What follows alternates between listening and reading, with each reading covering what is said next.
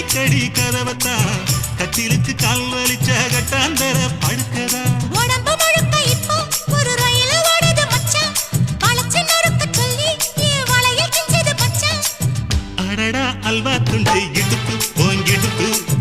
அழகா பத்தி கிச்சி நெருப்பு தூள் கிளப்பு சலக்கு சலக்கு சரிக சேல சலக்கு சலக்கு வெலக்கு வெலக்கு வெக்கம் வந்தா